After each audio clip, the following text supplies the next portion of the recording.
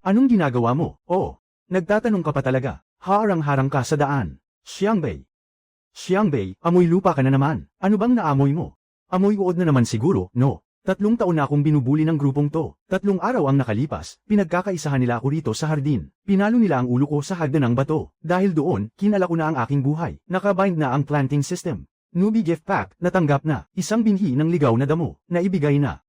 Sa wakas, dumating na ang tsamba ko. Zhao Chen, maghintay ka lang. Tinawag mo akong basura. Bakit hindi mo na lang asikasuhin ang sarili mong pananim? Kahit mahina ang talent ko, may karapatan akong magsalita. Hindi ka ba natatakot na mabulol sa kasinungalingan mo? Ang iyong gintong trigo ay mababaw ang ugat. Naninilaw na ang dulo ng dahon dahil kulang sa potassium. 3 uri ng lupa na ang nasira mo. Malapit ka nang maglaho. Sige, subukan mong magtanim.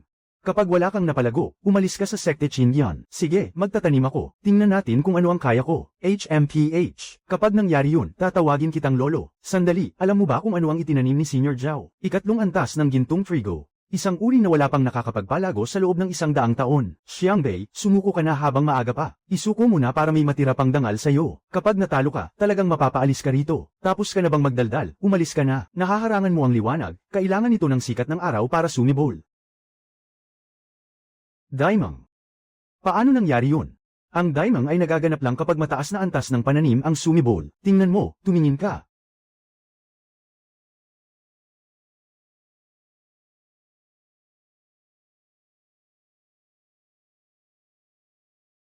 Hindi ka panipaniwala, hindi maaari, tapos na ang talent niya. Pagpabilis ng paglago ng espiritual na halaman.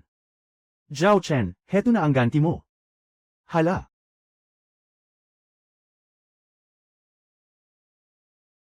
Aray, layuan mo ako. Lumayo ka, Aray. Bitawan mo ako. Bakit ang galing na ni Xiangbei? Nag-level up na, newbie experience 500 nakuha. Oh, anong masasabi mo, Zhao Chen? Sa wakas, susuko ka na, kaya kung magtanim na mas magaling pa sa gintong trigo mo. Kahit ang mga pananim mo, sa akin na rin titingin ngayon, ano pa ang laban mo? Ano to? Ano to? Kaninong gawa to? Song Xiangbei, anong klaseng halimaw na pananim yan? Dandelion. Simpleng ligaw na damo lang yan. Totoong walang masamang enerhiya. Pero paano nagawa yun ng isang taong tulad niya? Paano siya nakapagpatubo ng 10 metrong taas ng halaman? Iuulat ko sa loob ng sekta ang ginawa mo ngayong araw. Bahala sila kung anong gusto nilang isipin. Mas mabuting maghanda ka na ng maaga. Sige, maghihintay ako ng abiso. Dapat tayong magmalasakit sa kapwa sa loob ng sekta. Bitawan mo na siya agad.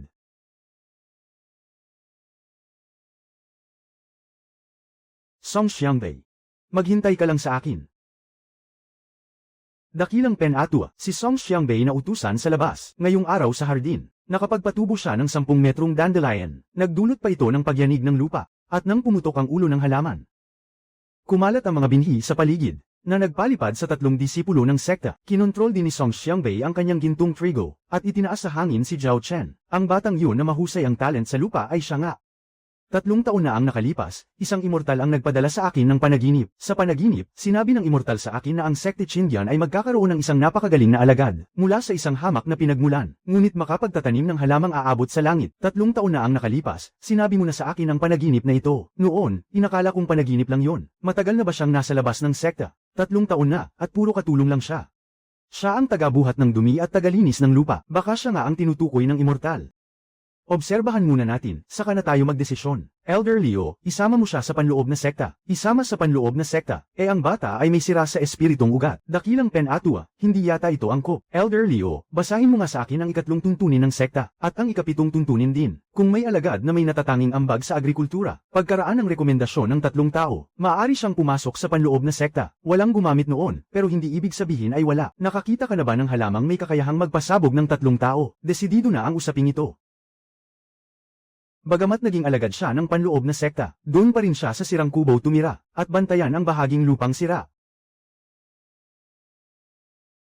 Kung nandito ka lang din sa kabilang buhay, masyado nang boring. Mas mabuti pang maglibot sa tindahan ng sistema. Mahabang balahibong pakpak ng kalangitan, 300 puntos.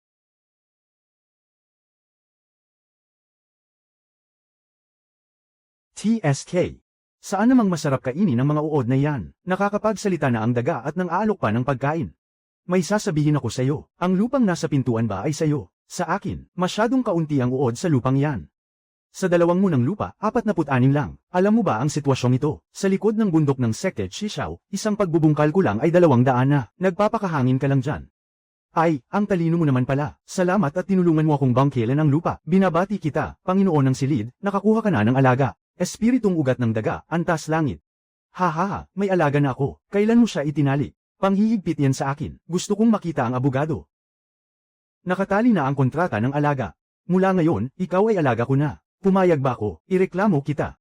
Mabilis bang bumungkal ng lupa? Huwag mong asahang lokohin ako sa lakas ng paggawa, kung sapat ang mga uod ko. Ano bang sukatan ang ibig mong sabihin sapat? Ilang piraso ba ang itinuturing na sapat? Raise 8 ng pamparami ng uod. 200 puntos, ipagpapalit mo muna ito. Kumpirmadong napalitan, na ipamahagi na ang kasalukuyang antas. Hindi lang kita pinapahuli ng uod, tinutulungan pa kitang mag-alaga ng uod. Ang uod ay lumalabas ng uod. Mas marami, mas masaya. Sa susunod, 400 na, 4,000, ilang lupa ang ibubungkal mo. Lahat ng uod ay sayo. Talaga bang mapapagawa mo ang uod na mga nakpa ng uod? E di, hindi ko ba maipapatupad yun? Nadetekta ng malayang paghahanap ng uod ang nasa ibabaw ng lupa. Hindi pa natutukoy ang mga natitirang ugat ng halaman. Kailangang may espiritong bagay sa ilalim ng lupa. Bagong gawain, linangin ang kinakailangang espiritong bagay sa ilalim ng lupa.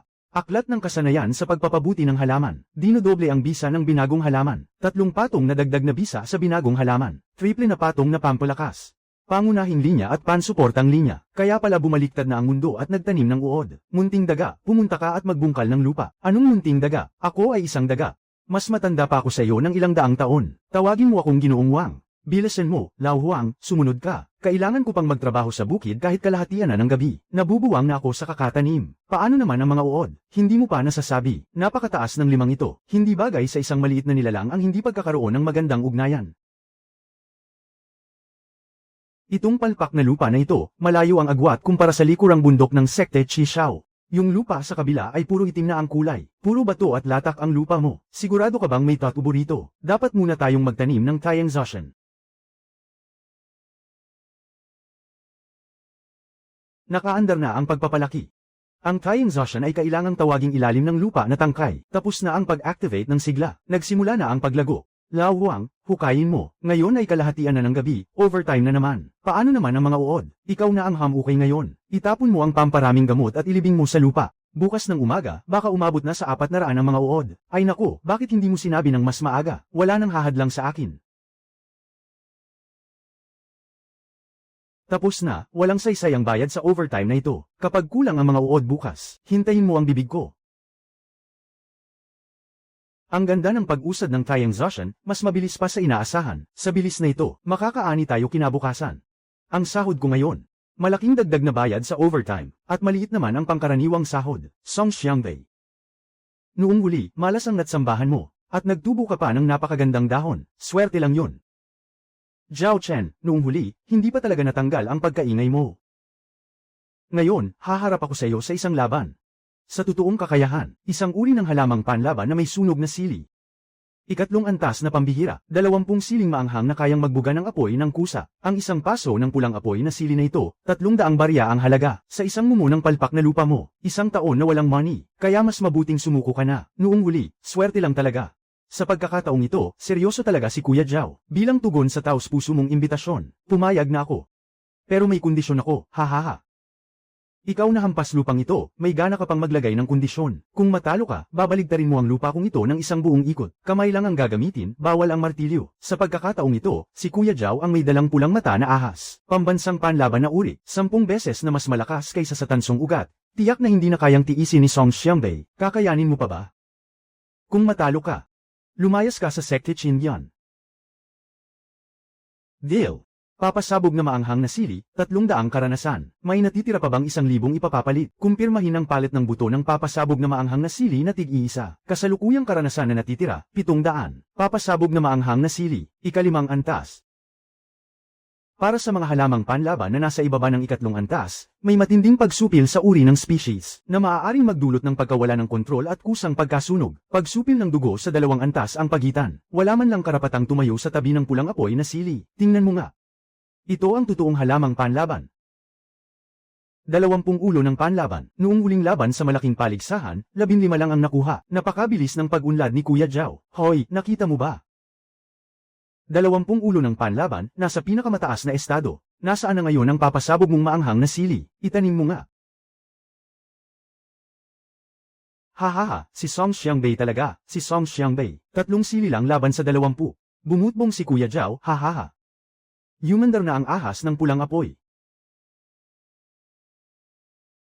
Ano ang pakiramdam mo?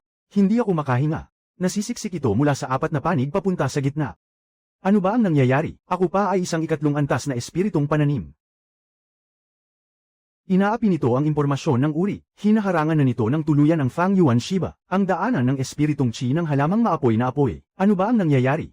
Hindi na naipapadala ang espiritong Qi. Ano ba talaga ang nangyayari?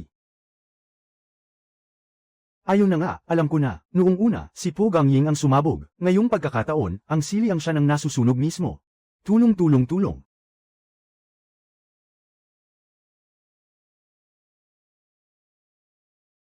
Hindi pa sumasabog ang sili ni Song Xiangbei. Hindi kaya ang tinutukoy ay 5 antas na espiritong pananim. Sa anong karapatan mo sasabihin kahit sibuyas ay hindi mo mapalago? Ikaw na walang silbing palamuti. Sa anong karapatan mo nasabing nakapagtanim ka ng 5 antas na espiritong pananim? Ibig mong sabihin wala kang likas na ginhawa sa lupa. Hindi ba dapat ay talagang may maipapamalas kang kakaiba mula pagkasilang? Hindi patas sa loob ng sekta. Kaya dapat ikaw ang magbunot ng dumi. Kung hindi patas, ibigay mo sa akin ang pinakamagandang binhi at pinakamagandang bukirin. At hindi pa rin niya matatalo ang likas na ginhawa sa lupa. Sino ba talaga ang walang silbi? Boss, protektahan mo ako. Natakot akong baka mapaikan siya at sa sobrang inis ay bugbugin ako. Ikaw ang bahala sa akin. Ngayon, talo ako sa iyo. Pero hindi ibig sabihin niya na habang buhay akong talo sa iyo. Dahan-dahan lang. Hindi ba sinabi mo kanina na gagamit ka ng kamay mo para ibaligtad ako sa lupa? Hirap ka na ba, Zhao Shishong? Sige, baligtarin mo ng maayos. Nakatingin ang mga kapatid sa paligid. Ha ha ha.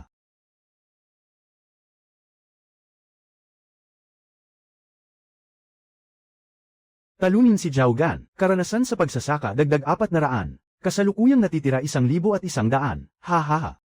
Nakakabaliw sa tawa ang daga, nakaupo si Zhao Gan sa puwitan niya habang ginagamitan ng kamay at ibinabaligtad ang lupa, pati ang mga kuko niya ay nabali. Pero ang batang ito na si Boss ay talagang mataas ang tingin sa sarili, talagang hindi siya magpapatawad ng ganun lang. Ang aso na kinikimkimang galit ang siyang mas masakit kumagit, kahit 10 Zhao Gan pa ang idagdag di pa rin sapat tingnan. Maliwanag na sandata madaling iwasan, madilim na pana mahirap bantayan. Dapat mong paniwalaan ang kutob ni Mausi. Kapag hindi kumilos ang kalaban, hindi rin ako kikilos. Hihintayin ko siyang dumating. Dakilang Pen Atua may mahalagang ulat si Disipulong Zhao Gan. Ginamit ni Song Xiangbei ang masasamang paraan para makapagpalaki ng mga pananim na panghampas sa 5 antas. Sinira niya ang aking pulang siling apoy, at hinayaan pa akong mapahiya sa harap ng lahat. Pakiusap Dakilang Pen Atua, ikaw na po ang magpasya. Ano bang masasamang paraan ang ginamit niya? Paano makakapagtanim ang isang walang likas na ginhawa sa lupa ng pananim na 5 antas? Hindi yan ayon sa loika. Nakita mo ba mismo na nagsasagawa siya ng masamang paraan? Nakita mo ba siyang gumamit ng gamot? Pero ang mismong katotohanang nakapagtanim ang isang walang likas na ginhawa sa lupa ng pananim na 5 antas ay ebidensya na. Ngayon, sino ba ang lumalaban kanino? Dinala mo ang pinakamalakas mong pananim para hanapin ang walang likas na ginhawa sa lupa, para lang makipag-usap. Pinatalo mo siya. Umalis ka sa sekta. Nasabi mo na ba yan noon? Nasabi ko na. Maraming tao ang natalo mo kaya sobrang mayabang ka na. Hindi masamang maging mataas ang loob. Pero kung ayaw mong amining talo ka, ikaw ang magkakaproblema. Umuwi ka at pag-isipan mo ng mabuti. Humihiling ang disipulo ng pagtalikod. Kung hindi ako tutulungan ng Dakilang Pen Atua, ako na mismo ang kikilos. Song Xiangbei, ngayong gabi, ikaw ang haharap sa akin. Bilang isang walang likas na ginhawa sa lupa, sa anong karapatan mo ako itutulak pababa? Ngayong gabi, pupunta ako para nakawin ang iyong mga buto ng salapang at ginseng. Pagkatapos ay ikakalat ko ang pulbos na pumapatay sa espiritu. Gagawin kong kahit damo sa lupang yan ay hindi natatubong muli. Aalisin ko ang damo niya. Tapos babalik siya sa dati niyang bayani na walang silbi na inaapi natin. Wala nang pananim. Isa siyang walang silbi. 3 araw lang at palalayasin na siya ng sekta. Lumabas ako ng hating gabi para maghanap ng makakain. Tapos ganito pa ang balita ang napala ko. Pagtusok ng langit ang sungay. Ikalat ang pulbos ng pagpapatigil ng espiritu. Napakawalan siya ng ulol na yan. Hindi pwede kailangan kong magmadaling sabihin kay boss. Hindi pwedeng mawala ang pangmatagalan kong tiket sa pagkain. Hindi rin pwedeng masira ang taniman ng uod. Magising ka. Natutulog ka pa ang taong pinakamasakit sa budi na nakilala ko. Bukas na lang ulit maghukay ng lupa. Ngayong gabi matulog ka na. Maghukay ng anong lupa. Kung di ka pa bumangon, tapos na ang taniman mo ng uod. Lumabas ka at magnakaw ng pagkain. Kumain ka na nga tapos babalik ka pa para manggulo. Pinapasundan ni Zhao Chen ang 2 tao para nakawin ang iyong langit na sungay at mga binhi at sisirain pa ang pulbos ng pagpapatigil ng espiritu sa taniman. Kahit ang lakas ng loob niya para ikalat ang pulbos ng pagpapatigil ng espiritu, Iwisik sa pulbos ng pagpapatigil ng espiritu, biglang nauubos ang espiritong enerhiya, at walang tatubong damo sa loob ng 3 taong pagitan. Pagsapit ng hating gabi bukas at may buwan, kikilos na kami. Kung gayon, hayaan silang dumating. Baliw ka na ba, halos mapudpud na ang mga kuko ko sa kaiisip, paalala ko sa iyo. Sinasabi mong hayaan mo silang dumating. Nagmamadali ka naman ng husto, tingin mo ba hindi pa sapat ang buwan? Para sa akin na dakilang gumagapang na kuneho. Ang labanos na pambili ng kumikislap na pampasabog. Ang gumagapang na kuneho na sumasabog sa langit. At kumikislap kaya nakabubulag ng mata. Iyon ang tinatawag na pista ng ani. 3 beses ang galing ng uod. Gusto ko pang manood ng gulo, hindi pwedeng tumigil. Kasama kita sa panoorin. Kahit umabot pa sa umaga pwede. Hindi ba ako matitimbog ng kumikislap na labanos? Hindi makabangon si Zhao Chen. Pwede ko bang sip A ng 1 beses? Ang kulit mo talaga. Tara na sa trabaho.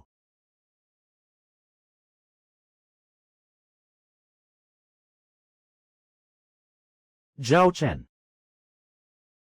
Hihintayin kita.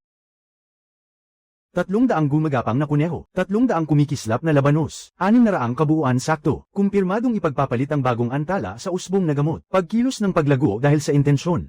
100 karanasan bawat piraso, alang pagpapatubo ng usbong. Hintayin mong mahawakan ni Zhao Chen saka mag-T-trigger, mas malakas ang panakit. May pera lang talagang astig si Lao Song. Kumpirmadong ipapalit ang kasalukuyang natitirang karanasan na 400 puntos. Ang ganda ng hapon nyo, kahit si Bai Ji di makapansin na may nakabao na pala. Napasabak si Zhao Chen at halos liparin siya ng pagsabog. Naku, halos mamatay ako sa tawa.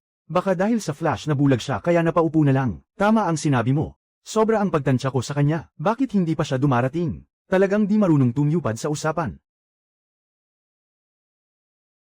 Nandito na. Gitna si Zhao Chen, sa kaliwa, pulang barnes, sa kanan, pulbos ng pagpapatigil ng espiritu, parang magnanakaw pa ang kilos. Nasa labanos at nasa labanos din ang sungay, kumilos ng magkakahiwalay ayon sa grupo, huwag maingay sa paggalaw. Tinatanggal ang pagkaantala sa usbong.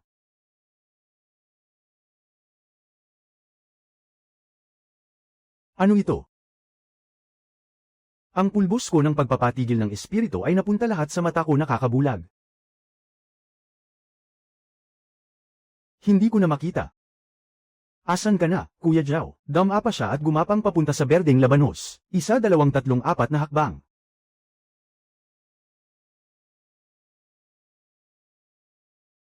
Akala mo ba pinapadali lang siya ng labanos mo? Hindi naman siguro ganoon kababa ang panakit. Maaari pang iwasan ang bitay sa kaso ng kamatayan. Mahirap umiwas sa parusa. Bukas, hahanapin ko ang dakilang Pen-Atua. Matagumpay ang depensa, nadagdagan ng 300 ang karanasan sa pagtatanim. Kasulukuyang natitira ay 700.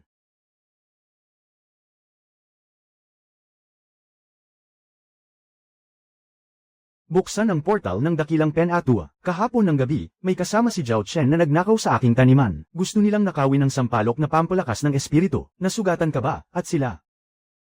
Nagsitakbuhan silang nagkakagulo. Kagabi, pumunta ka ba sa taniman ni Song Xiangbei? Wala akong ginawa. Gusto ko lang makita ang Jesui.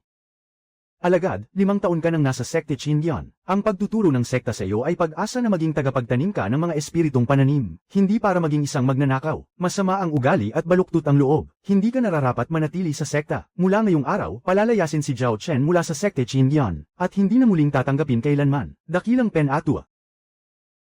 Song Xiangbei. Tandaan mo ito. Hindi kita palalampasin, Zhao Chen. Malapit nang magsimula ang kompetisyon ng 5 sekta ngayong taon. Ang mananalo ay 3 taon na may gantimpala. Ang pagkuha sa supling ng espiritong ugat ay isasagawa ng sekte Qi Shao. Balak kitang ipadala roon. Bakit ako ang pinili ng dakilang Pen-Atua? Pinakamalakas ang sangkap sa apoy ng sekte Qi Shao. Kailangan ko ng disipulong hindi natatakot sa apoy, para maisakatuparan ang pangunahing misyon. Kompetisyon ng 5 sekta sa pagtatanim. Gantimpala ay karanasan sa pagtatanim. May kondisyon ako. Dapat may dalang 1 daga ng lupa. HMPH, pwede naman ang espiritong alaga mo. Sa sekte Qi Shao, kilala ko ang mga tao. 3 ulit na mas mataba ang mga uod sa likod ng bundok. Kahit ipikit ko ang mga mata ko, kaya kong iguhit ang ayos ng mga espiritong bukirin, mula sa mga uod na kinakain sa daan. Sabi ng dakilang Pen-Atua, huwag mong ipahiya ang sekte Qingyan. Lao Liu, tingnan mo nga ang kulang sa taniman ng uod at hanapan mo ako ng paraan para singilin siya. Anong klaseng sakit ang daga na ito? Tingala ng mga taga-sekte Qi Shao ang langit. 10 sigaw mo pa dyan at makakapila na sila para balatan ka ng pino. E di mas mabuti, hindi ko na kailangang isa-isa silang hanapin. Tapos ka na. Makikitungo ka rin sa kanila ng iisang tono ng boses. May amoy asupri ba o wala? May ugat ng apoy ang sekte Qi Shao. Ang mga halamang may elementong apoy ay 1 taon lang at 3 panahon. Talagang mahusay ang gabay mo. Sa pag-akay sa mga disipulo sa labas na sumipsip ng apoy sa dibdib, baka lang mali ang antas. Anong antas ba ng espiritong damdamin meron ang sekte Qingyan?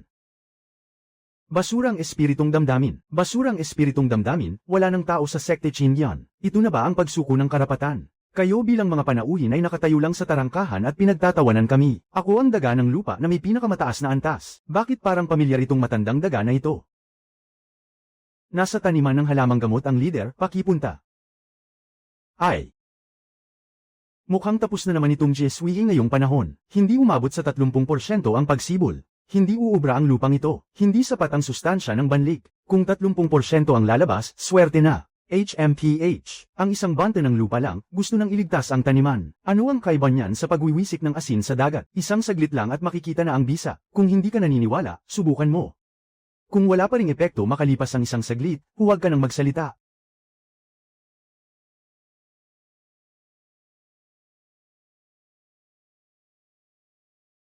Ito.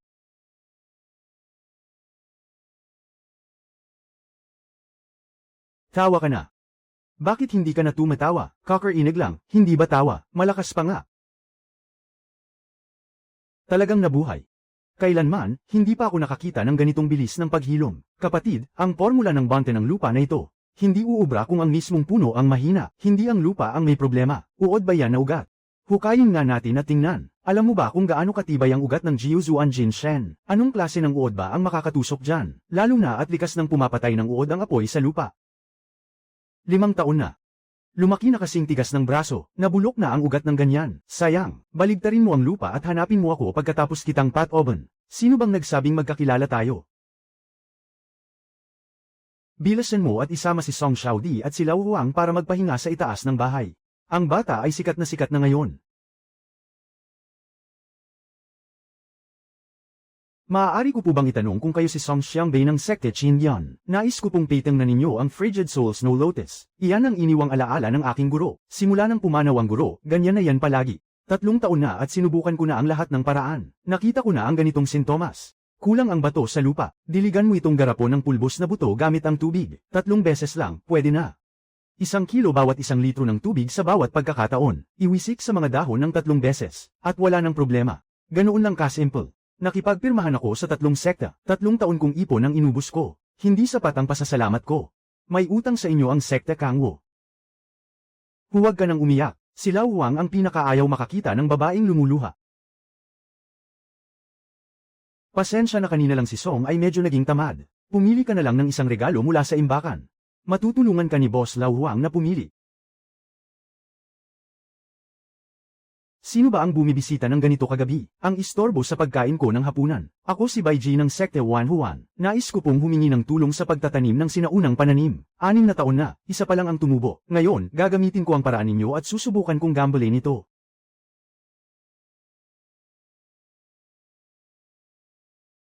Bukas, isa-isa natin itong susubukan sa bukid. Sige.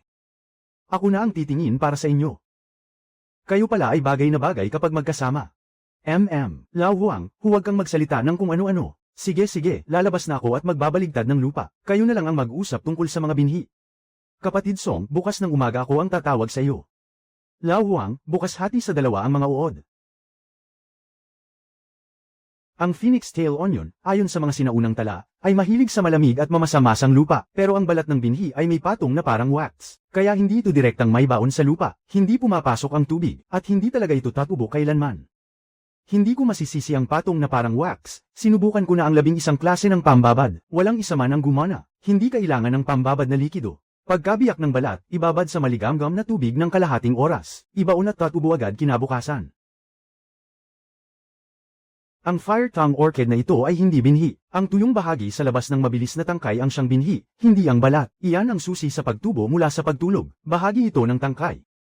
Nakasulat sa anotasyon ng Bai Saojing na ang binhi ay mukhang daga. Baka mali ang pagkakasulat, o kinopya lang ng mga sumunod. Sa mga halamang mabilis tumubo, hindi binababad para mapatubo. Ibaon lang ito sa mainit na buhangin. Sa buhangin ng mainit na bukirin ng apoy sa lupa, ayusin ang init at iwan lang sa iyong palad. 3 hinga lang, para bang mainit na. Sa gawaing ito, ako lang sa buong mundo ang may ganoong antas ng kapangyarihan sa pagdama, sa pagitan ng magaan at mabigat na pagpipigil ng temperatura. Kayo kasi, hindi ninyo naiintindihan ang fire tongue orchid.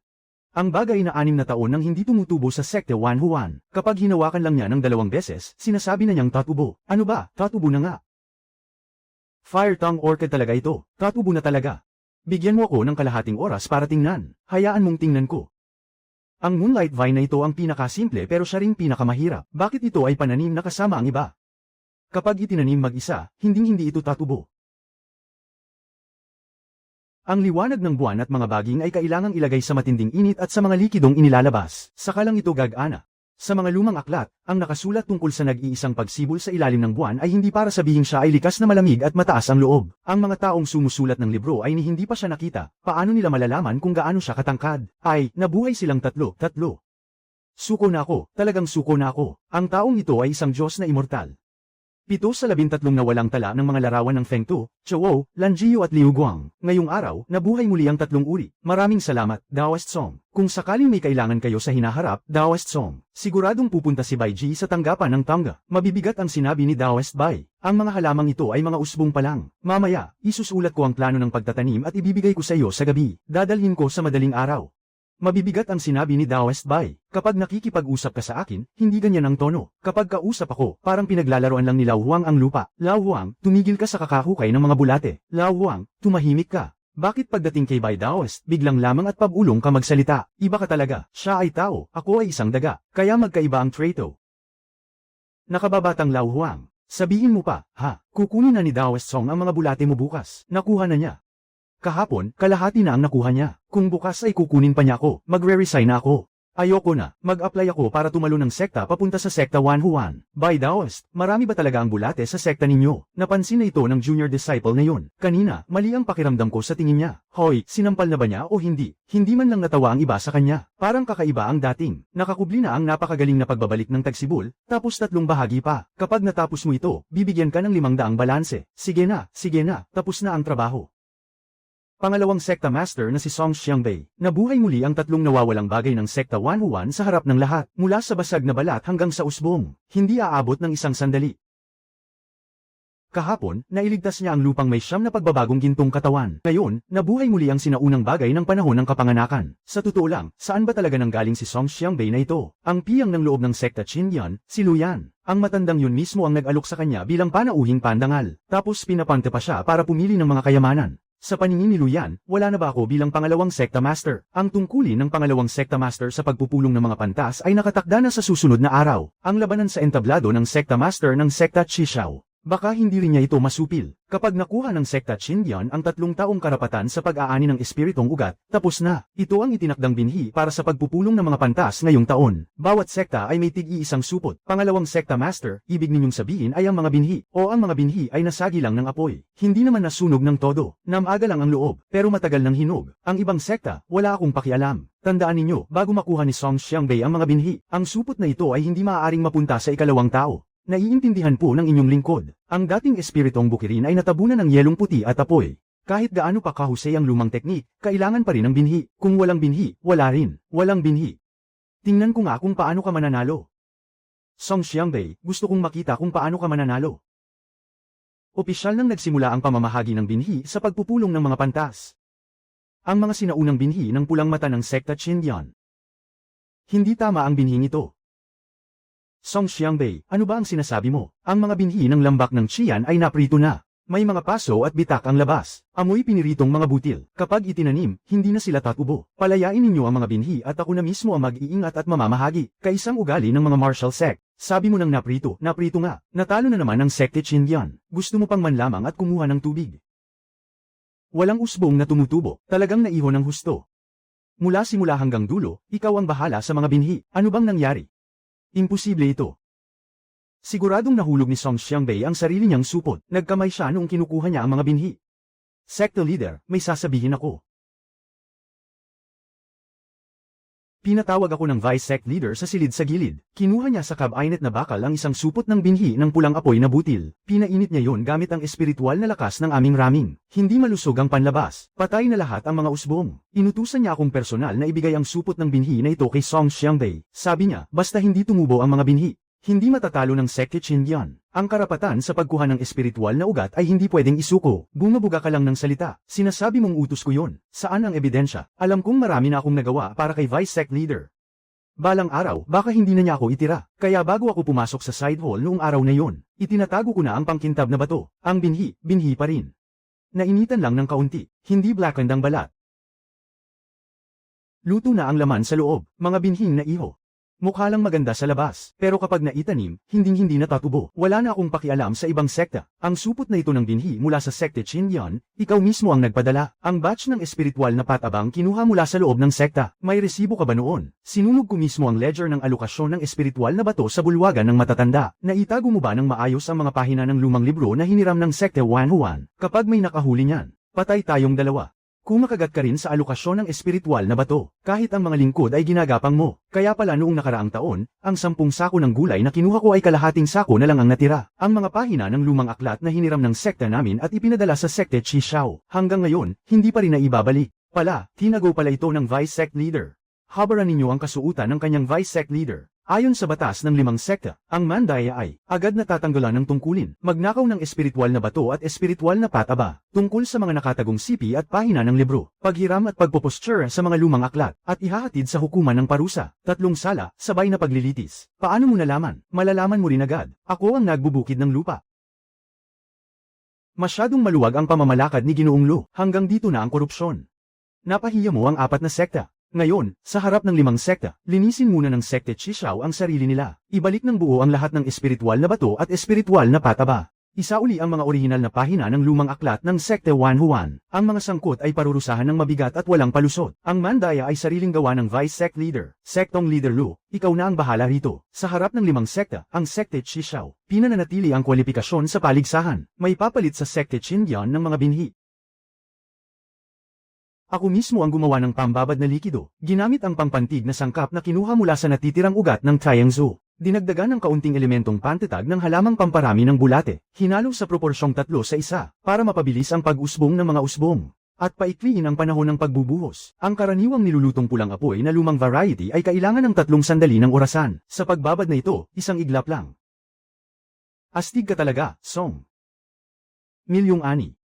Fan na ng pulang ginto, fan ng buong kalye at buong lungsod. Sa isang kisap mata, luto na sa paningin, mahusay sa pagtatanim. Hindi pa ako nakakakita ng ganito karaming record. Kahanga-hanga ka talaga, Song Daoyu. Paano mo nga ba nagawa yun? Ibinabad ko sa katas ng halamang Tianshu. Ang mga micronutrient ay nagpapagana sa dormant na enzyme ng binhi. Hindi naman ako ang mahusay. Likas na malakas lang talaga ang potensyal ng mga binhing yun. Hindi lang nila nahanap ang tamang paraan para buhayin ang mga ito. Walang anumang pagdaloy ng enerhiya. Purong pamamaraan ng pagsasaka lang ito. Para sa kahit anong sekta, kahit sinong disipulo ay kayang gamitin ang reseping ito. Handa akong ibahagi ang recipe sa publiko. Song, ang reseping ito. Ang sekte Wanhuan ay handang makipagpalitan ng mga sinaunang libro na may pantay na halaga. Ang ibang recipe ng sekte Kangwo, nauna na kaming gumamit nito. Epektibo naman. Ang kampyon ng paligsahan ng 5 sekta, Song Xiangbei. Pangunahing misyon, pagbubungkal. Nakatanggap ng karanasan sa pagsasaka, kasalukuyang karanasan, 1,200. Tapos na ang paligsahan ng 5 sekta. Pero ang relasyon ng 5 sekta ay hindi lang natatapos sa isang paligsahan. Inaanyayahan ko ang mga kinatawan ng bawat sekta. Sa loob ng 2 araw, handa na ang piging ng sekte Qishao. Bihira ang pagkakataong magkasama-sama ang 5. Mabuti nang mag-ikot-ikot tayo. Huwag kang magmadali, abala pa natin si Lu Zhangzu. Sakto, gusto ring makausap ng masinsina ng disipulo ko si Song. Marami pa kaming dapat gawin sa sekta. Sa susunod na lang. Hanggang sa muli, Song Daoyu. Hindi ko alam kung may oras ka ba. Gusto sana kitang makausap tungkol sa mga binhi. Basta ikaw. Laging may oras ako para sa'yo. Hindi mo alam kung ano itong ibinigay ko sa'yo, no? Nakuha ko ito sa isang nakatagong silid sa ilalim ng lupa. Anong klaseng bagay?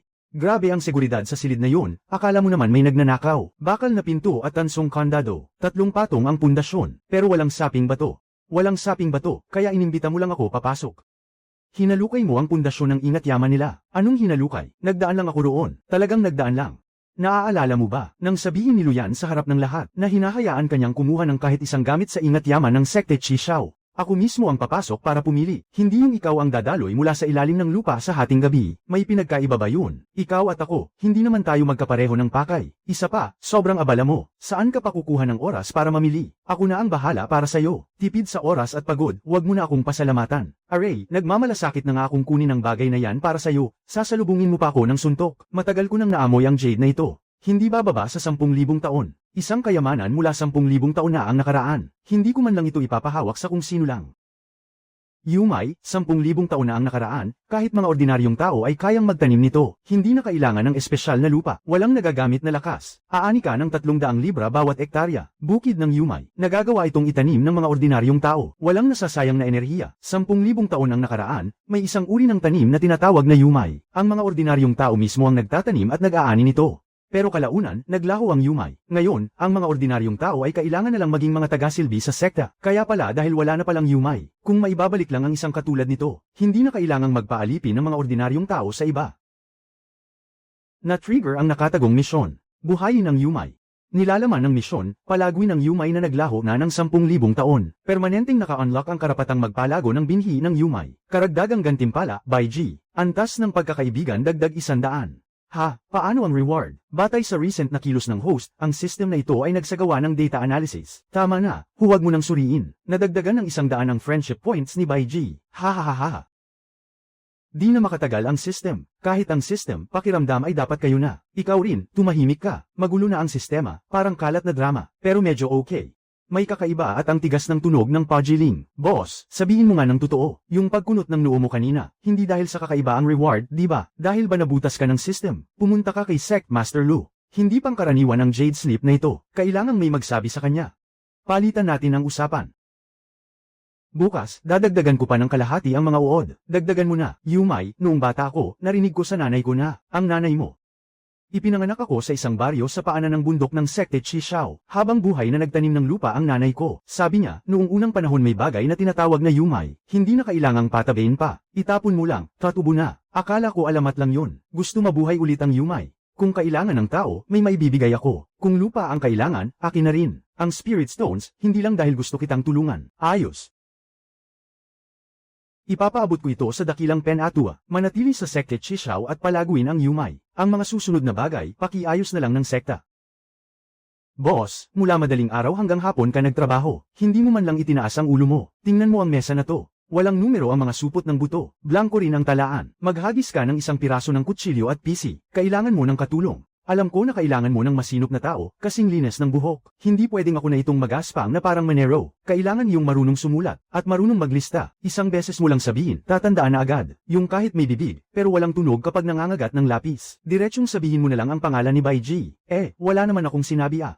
Ikaw ang nagsabi niyan. Song Daoyu, narinig ko na magpapalago ka ng 10,000 taong Yumay. Sa aklatan ng Sekte 101, may 3 pahinang pira-pirasong tala tungkol sa Yumay. Kopya ko na lahat. Sa may lugar ng dalaga, may lalaking namumutla dahil sa sakit sa tanim. Kailangan ng may magbantay doon. Hayaan mo akong isipin muna kung bukod sa mga uod, ano pa ang nakakaakit sa tao? Hindi ka nga matigas ang ulo. Lao Wang, kung magsasalita ka ng kalokohan ulit, desidido akong sumali sa grupo ninyo. Silangan, may 30% na lang ang halumigmig ng lupa. Densidad ng uod, 13 kada metro kwadrado. Mas malakas pa to kaysa sa sirang lupa sa loob ng Sekte Qingyan. Nakasulat sa pira-pirasong tala, ang punla ay gusto ang pagkakaiba ng temperatura sa araw at gabi. Kapag bumaba ang agwat ng temperatura sa ilalim ng 100 degree, titigil ang pagsibol. Ngayong gabi, lagyan ba natin ng isang patong na malamig na tubig na pulbos? Itakda sa kontrol na 10 digring agwat ng temperatura. Lao Wang, hukayin mo ng mas malalim ang 4 na button sa bandang silangan, dagdagan pa ng 3 pulgada. 3 pulgada, mapupudpud na pati mga kuko ko. Boss, may puso ka pa ba? Doblehin ang mga uod. 3 pulgada talaga. Mali yata ang tansya ko sa ikatlong ikot ng patubig. Hindi. 7 araw, 9 na araw pala ang nakatakdang panahon ng patubig, mas mahaba ng 2 araw kaysa sa Red Flame Valley. Paano mo na siguro? Ngayong umaga, 20% mas mababa ang datos kumpara sa kaparehong panahon sa Red Flame Valley. Ang konsentrasyon ng pataba ang nagtatakda ng bilis ng patubig. Yung datos ng patubig sa Red Flame Valley, kabisado mo na rin. Lahat ng nasubukan mo, tandaan mo. Putulin mo muna ang usapan. Yung ibinabaligtad na lupa, iyon ang lumalabas. May nakasulat sa piraso ng jade na ito. Kayo pong dalawa, sino ang mauna? Ilabas mo muna sa bibig mo ang dila mo. Nakagat na niya hanggang kalahating araw. Walang naisulat ni isa. Ikatlong henerasyon ng Yumay, makinang nalunti ang lupaing sistema. Ito ang tala ng pagsasaka ng buto mula pa noong sinaunang panahon. Kung makakahanap ng isa pang uri ng talaan, maaari nitong ibalik ang orihinal na uri. Hindi lang pagtatanim, kundi maaari ring maibalik ang ani sa antas ng 1,000 taon na ang nakalipas. Kailangan ka ng Yumay. Ang kailangan ko ay ikaw. Tinitingnan ang datos. Ang sabi ko, tingnan mo ang datos. Boss, huli na yata ang pag-abono mo. Sabi ni Binibining Bai G, ikaw raw ang kailangan ko. Hindi pwedeng magkamali ang mga matang nakakaramdam sa langit at lupa. Lolo Huang, hindi pa tapos ang pag-ikot sa silangan at kanlurang bulubundukin. Sige na, sobra ka na. Ako na ang babaligtad sa lupa.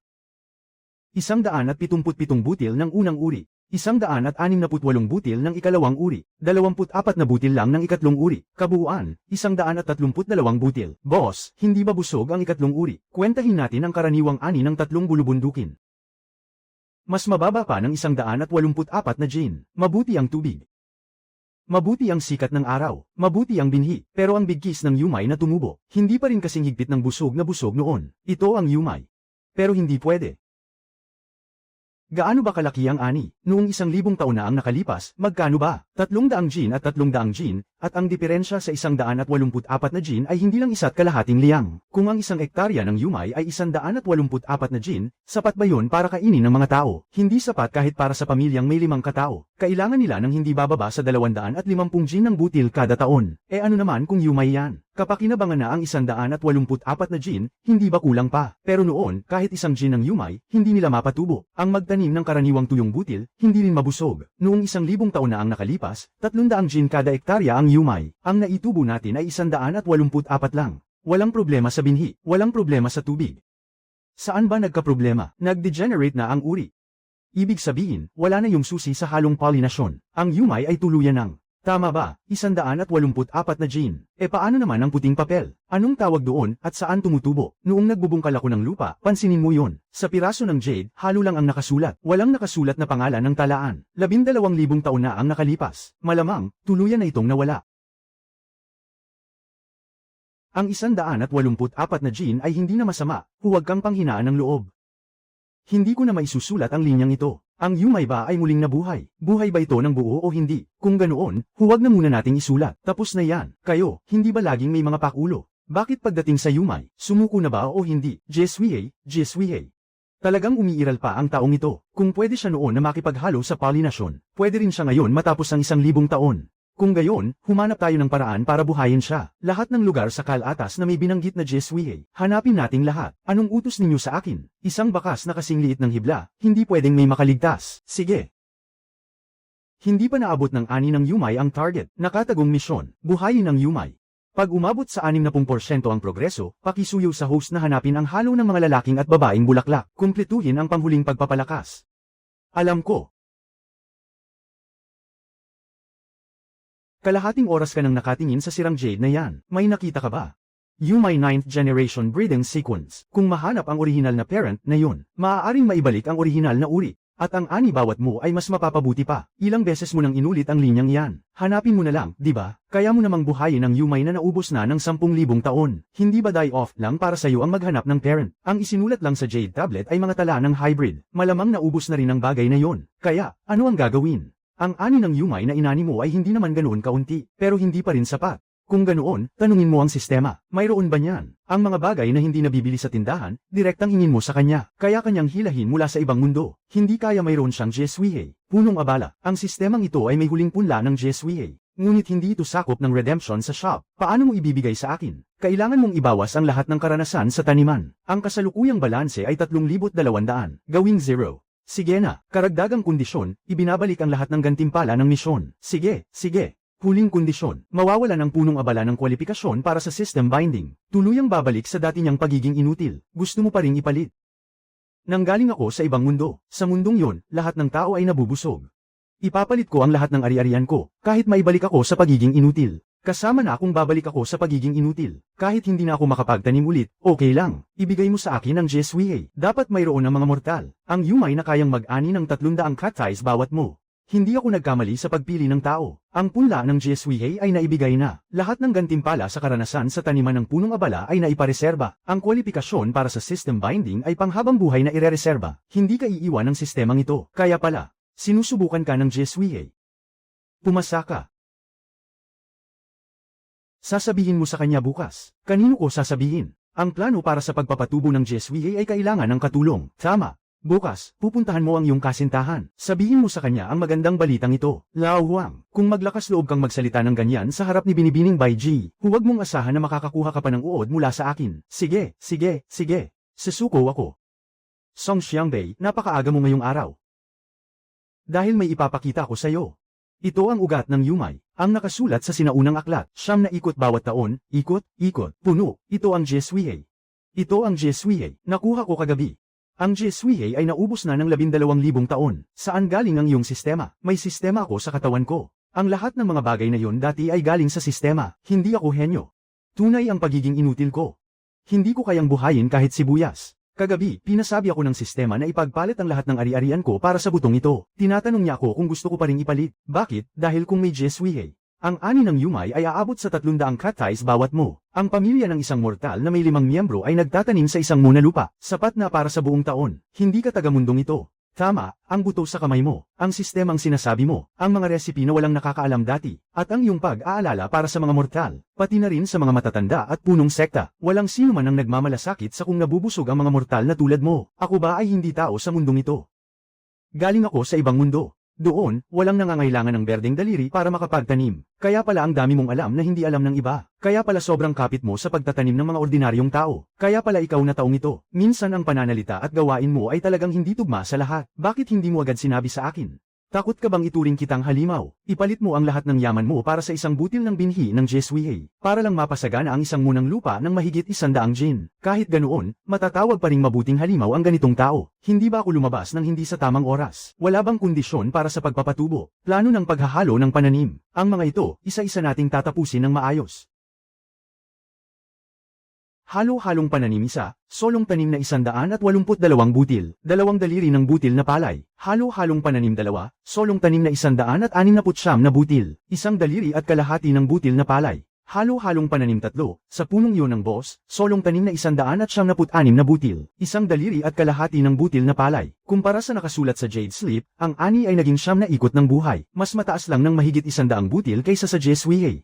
Noong umabot sa 46 na butil, ang dating record ay 150 butil. Ang punong ito natin ay lampas ng halos 50 butil. Hindi ang dami ng butil ang mahalaga. Tingnan mo ang ani sa 3 gulod, ang karaniwang ani bawat mo ay 348 jin. Mas mataas ng 48 jin kaysa sa dating record ng 10,000 taon. Ano raw? 48 jin. Record ng 10,000 taon. Hindi ba 300 jin ang record? Mas mataas pa ng 48 jin kaysa sa 10,000 taon na ang nakalipas. 348 jin, sapat na para pakainin ng isang pamilyang may 5 katao sa loob ng isang taon. Sapat na para sa isang taon. May sobra pang ani. Kapag may sobrang ani, pwede itong ipalit sa pera, binhi, at kagamitang pansaka. Pampaaral pa ng mga bata. Hindi na kailangang lumuhad sa tabi ng bukid at umiyak ang mga ordinaryong tao. Song Xiangbei, ako ang kahalili ng aking ina. Salamat sa lahat ng ordinaryong taong lumuhad sa tabi ng bukid at umiyak noon. Hindi na kailangang magpasalamat sa akin ng Sect Master, dahil isa lang din ako sa napakaraming ordinaryong tao. Tigil muna, huwag mo akong bulahin. Dapat na ba nating talakayin ang susunod na usapin? Song Xiangbei, ano ang nararamdaman mo kay Bai Ji? Ay naku, nahiya naman ako. Ano pa ba? Dagdag na gantimpala, dagdag na 100 puntos. Kasalukuyang antas ng pakikipagkaibigan kay Bai Ji, 280. Naka-trigger ang World Quest. Ani ng mga ordinaryong tao. Itanim ang halo-halong pananim na Yumay. Ipalaganap ang taniman at magbigay ng bonus package, para maging walang limitasyon ang mundong ito sa mga gawain. Hindi pa alam ang gantimpala. Tama. Sa bahagi ng Tiandao Pavilion na nangangasiwa sa mga binhi, kailangan mo ring mag-ingat. Makalang mas maaga pa nilang marinig ang balita. Ang bilis ng pagkalat ng balita. Kagagaling lang ng ani noong isang araw. Ngayon, nandito na ang mga tao. Hindi pa nga ito kalahating araw na mas huli kaysa sa inaakala ko. Utos ng Tiandao Pavilion na siyasatin si Song Xiangbei ng Sekte Qinyan. Lahat ng tanim na Yumay. Simula ngayon, ipalalaganap ito sa labas. Lahat ng naitanim na Yumay ay kailangan ng ikandado at itago. Sabi na nga ba, may bumagsak na masamang balita. Ang Yumay ay isang espiritong pananim na matagal nang nawala noong unang panahon. Hindi ito maaaring itanim ng basta-basta. Bakit kailangang ikandado ng Tiandao Pavilion? Dahil tungkulin ng Tiandao Pavilion na bantayan ang mga ugat ng espiritu sa buong mundo. Kung sa tingin ni Sect Master Lu na hindi ito makatarungan, maaari kayong magsampa ng reklamo sa Tiandao Pavilion. Pero sa 3 buwan pa yon. Ngayon, kailangang ikandado ang mga binhi. Subukan ninyong hamarang at tingnan natin. May aking pakiramdam sa tadhana at lupa. Masakit kapag nangangagat ang daga. Kung makagat lang ako sa sakong, natanggap ko na ang utos ng Sugu Shen. Malaki ang pangkalahatang pagkaunawa ni Ginoong Song. Mas mabuti na yan. Nandoon lang ang bukid. Kailangang ikandado ng Sugu Shen. Mangyaring huwag mag-iwan ni isang butil. Makipagtulungan si Ginoong Song. Hindi rin mahihirapan ang Tiandao. Boss, may tinatago ba kayo sa akin o ano? Ngayong gabi, magkita tayo sa ilalim ng lupa para sa mga binhi. Noong gabing yon, buong magdamag kung sino ang buong test field. Nakuha ko na lahat ng Yumay, kaya napaglaruan ko ang mga tao ng Tiandao Pavilion. Akala nila Yumay yon. Yung totoong Yumay. Nasa dito lahat. Ni isang butil, wala. Kaya pala kalmado ka kaninang umaga. Dahil matagal mo nang alam. Napalitan na ang yumay sa bukid.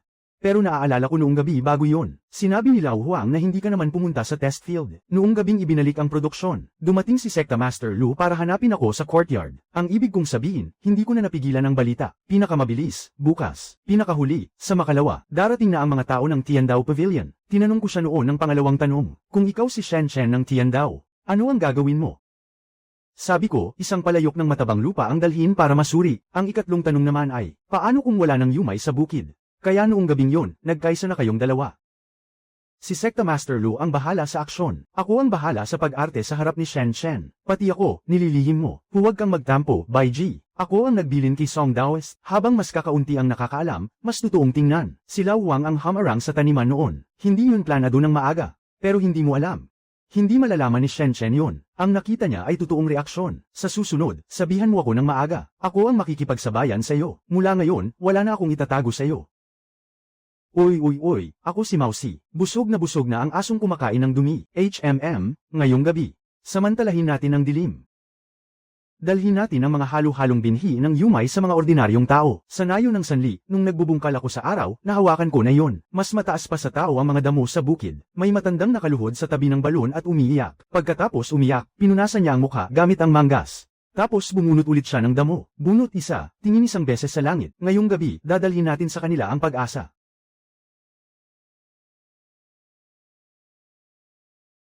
Nakababatang kapatid, taga-sekte Chindian ka ba? Dumating para maghatid ng mga binhi. Sino ba ang matandang yon? Sabi taga-sekte Chindian daw. Magpapadala raw ng mga binhi sa atin. Noong nakaraang taon, may dumating ding tao. Sabi taga-sekte Bui daw. Nag-iwan ng isang sako ng nilutong balat ng butil. Walang bayad ang sako na ito. Ang binhi ng yumay hindi kailangan ng espiritong ugat. May lupa at may tubig, tatubo na. Hawakan mo lang ang matanda. Malamig ang binhi. Mainit ang balat ng butil. Malamig ang sako na ito. Totoong binhi, ito talaga. Banal na guro, huwag po kayong lumuhad. Itong banal na guro, kakatapos mo lang sabihing pangkaraniwang tao lang ang mga binhing ito. Binhing itinatanim lang ng mga ordinaryong tao. Ilagay sa lupa ng 3 buwan, at higit 300 jin bawat mo. Nakarinig ka ba, matanda?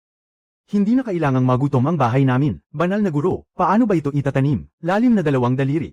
Hindi pwedeng masyadong malalim o mababaw. Maglagay ng isang butil na binhi. Takpan ng lupa na 1 daliri ang kapal. Basta huwag masyadong maraming tubig. Kapag mamasa-masa, pwede na. Kung may magtanong kung saan galing ang binhi, sabihin mo, sa ligaw na trigo na napulot sa paanan ng bundok. Alam ko na ang sasabihin ko. Sabay tayo, mga immortal, punta tayo sa susunod na bahay. Tumubo na ang binhi na ibinigay ng matandang ginang na immortal. Tumubo talaga. Talagang may pag-asa na. Tayo na, matanda, may nangyari sa tanim sa lupa ng pamilyang Lao Zhou. Mga kasama, huwag kayong kabahan. Kumpirmahin ko lang. May pumunta ba mula sa direksyon ng sekte Chixiao kamakailan? May naipadala ba silang anuman sa inyo? Bagong bangkal ang lupa. Anong pananim ito? Oo, yun yung ligaw na trigo na napulot ko sa paanan ng bundok. Nang hihingi lang ako ng sample, gusto ko lang subukan kung pwede. Hindi ko akalaing tunay ngang tumubo. Ang tigyulang na ligaw na trigo ay nabuhay sa paanan ng bundok ng buong buhay niya. Noong nakaraan, mga napupulot lang na pwedeng tumubo ang ligaw na trigo. Pero kahit mga napulot noon, hindi rin umuubra. Ngayong taon, swerte lang talaga. Baka dahil sa espiritu ng bundok. Kawawa naman itong matandang butokong ito. Dahil napulot mismo ng matandang lalaki ang ligaw na trigo. Bakit nandito rin si Ginoong Song? Nadaanan ko at nakita kong may tumubong usbong. Kaya tumigil ako para tingnan. Talagang hindi mapakali si Ginoong Song. Kapatid na disipulo ng loob ng sekte Chindian. Dumaan lang para tingnan ang punla sa isang nayon ng mga mortal. Saan ba ako lalabag? Ang paglabag sa mga alituntunin, hindi naman. Pero ang isang nayon ng mga mortal ay napakalayong lugar. Kung sakaling may mangyari sa inyo, baka wala nang makahanap ng taong mag-uulat. Ay naku, nanginginig ang matanda sa takot. Pero totoo namang nakaligtas kami. Huwag mong maliitin ang talino at tapang ng mga mortal. Pakiramdam ko lagi, may masamang binabalak ang taong yon na si Shen Shen. Tahimik na tahimik ang kalsadang ito, boss. Karaniwan, kahit 3 kuwebang daga ang naghihiyawan dito. Ngayon, ni isang tunog wala. Huwag kang maingay, baka may nakarinig. Bilasan ninyong umurong. Inagaw ng mga taga-bakuran ang yumay natin.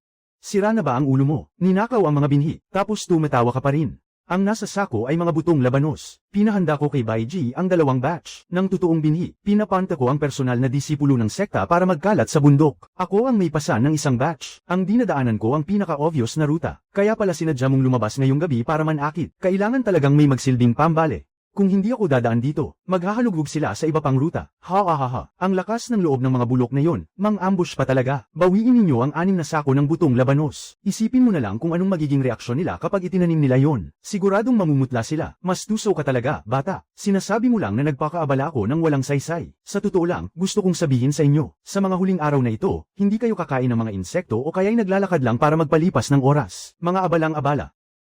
Sa loob ng 10 araw, oo, 10 araw lang, 3 li, 5 li, sa Chengshigo, Liu Tang, sa 4 na nayo ng mga mortal, lahat ay natamnan na ng Yumai, maging si Song Xiangbei mismo, pasan-pasan ng sako, naglakad sa bundok, tinuruan niya mismo ang mga mortal kung gaano kalalim ang hukay, nagplano rin siya ng maayos na panlilinlang, itinago ang totoong binhi sa malaking daan sa harap ng bundok. At siya mismo ang nagdala ng isang sako ng butong labanos bilang pain. Gusto akong gawing tanga ng mga inutil na may phobia sa punla. Malinaw ang posisyon ng pavilion ng Tiandao. Ang Yumai ay ipinagbabawal na binhi na tinatakan at itinago noon pang matagal na panahon. Si Song Xiangbei ay kusang bumuhay muli, at palihim na pinalaganap ito.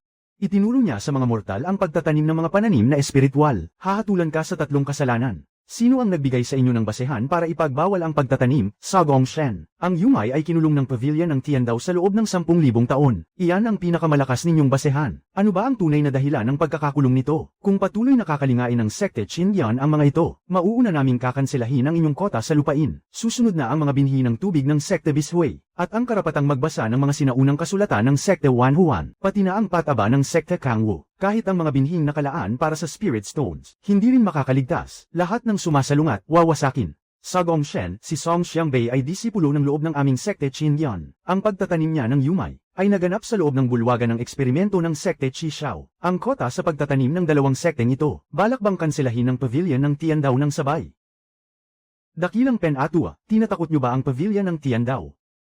Naglalahad lang ako ng katotohanan. Kung nais kaming parusahan ng pavilion, gawin niyo ng malinaw. Huwag niyo kaming takutin gamit ang salitang pagbabawal. Kung hindi kayo makapagbibigay ng basehan para sa pagkakakulong ng Yumai, walang susunod sa inyo sa 5 sekta. Tama ang sinabi ng dakilang Pen Atua. Ang pavilion ng Tiandao ay laging may basehan sa bawat kilos. Sa panahong ito ng pagsasaayos, ititigil muna ang pagpapalaganap ng Yumai. Lahat ng Yumai na naitanim na sa mga nayo ng mga mortal ay dapat sirain. Pagkasira, ito ang unang beses na nakapag-ani ng pagkain ang mga mortal sa henerasyong ito. At gusto nyo silang piliting bunutin ang sarili nilang ani. Sektong Lord Lu, bago ka magmalasakit sa mga mortal, magmalasakit ka muna sa sarili mong kota sa pagtatanim. Maaaring ayusin ang panahong ito. Ititigil ang pagpapalaganap ng Yumai. Si Song Xiangbei ay hindi aalis ng sekte Qindian, pero bibigyan ko kayo ng palugit na 3 araw. Kung sa loob ng 3 ay walang makikitang basehan, magpapatuloy ang pagtatanim ng Yumai. 3 araw, 1 salita. May isa pa akong sasabihin. Pakiusap, ipaabot nyo sa lahat. Sa bawat ektaryang Yumai na itinanim ni Song Xiangbei, pati na ang daga sa tabi niya, at ang babaeng nagngangalang Baiji, habang lumalapit sila sa kanya, lalong lumalapit ang gulo.